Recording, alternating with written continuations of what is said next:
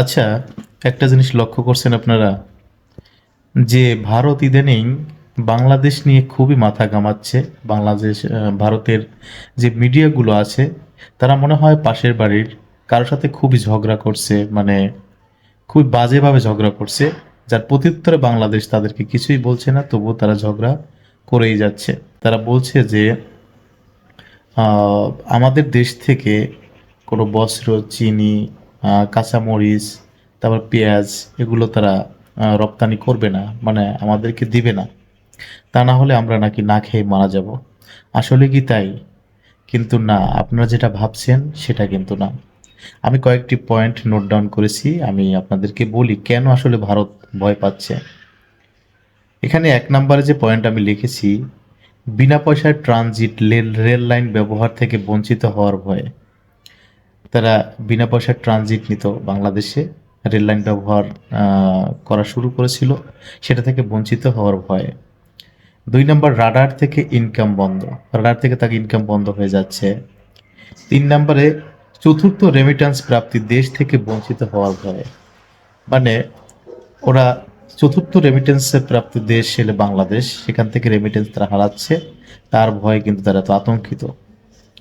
চার নম্বরে, পর্যটন ও হাসপাতাল ব্যবসায় ধস। আপনারা নিশ্চয়ই জানেন যে বাংলাদেশ থেকে আহ, প্রচুর পরিমাণ লোক, মানে কলকাতা, শিলিগুড়ি, তারপর চেন্নাই, বিভিন্ন মানে প্রদেশে বাংলাদেশের রোগীরা যায়।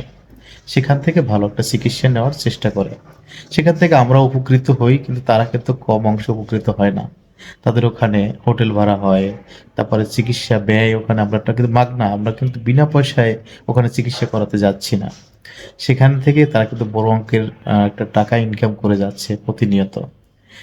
তারপর পাঁচ নম্বরে, টিভি চ্যানেল ব্যবসায় ধস। ইন্ডিয়ান যত চ্যানেলগুলো আছে সেগুলো বন্ধের দাবি জানাচ্ছে বাংলাদেশের সাধারণ জনগণ।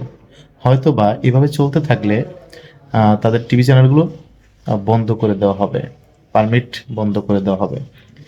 তারপরে সেনজেস কান্ট্রি সহ প্রায় 28 প্রদেশের 28 দেশে ভিসা প্রসেসিং হারাবে। এই হারানোর ভয়েও তারা কিন্তু শঙ্কিত সব সময়। অঙ্গরাজ্যের মতো ব্যবহারের স্বপ্ন ভঙ্গ। বাংলাদেশ যে একটি স্বাধীন দেশ, সেটা তারা কখনো মনেই করেনি।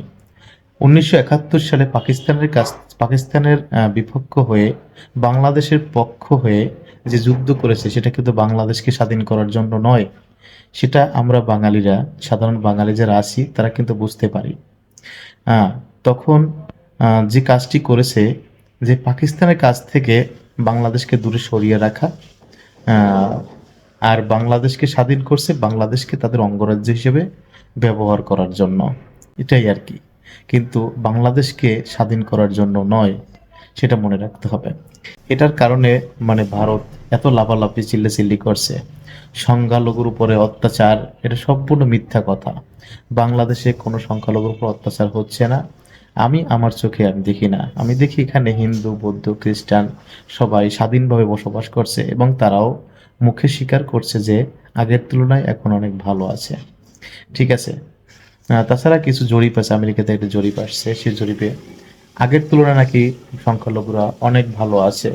ওরা যতই চিল্লাচিল্লি করুক, ফাটাবাস ফাটাওক, তাতে বাঙালিদের কিছু আসে যায় না। ওরা যেভাবে আমাদের উপর অত্যাচার, নিপীড়ন, নির্যাতন, তাছাড়া প্রতিহিংসা ছড়াচ্ছে, তাতে আমাদের ভিতরে ফাটল ধরানোর সম্ভাবনা আছে। তা আমাদের ভিতরে যেন কখনো ফাটল না ধরে। হ্যাঁ, সেই পরামর্শই থাকবে। সবাই ভালো থাকবেন, সুস্থ থাকবেন। আশা করি আমার কথাগুলো বুঝতে পারছেন। ধন্যবাদ।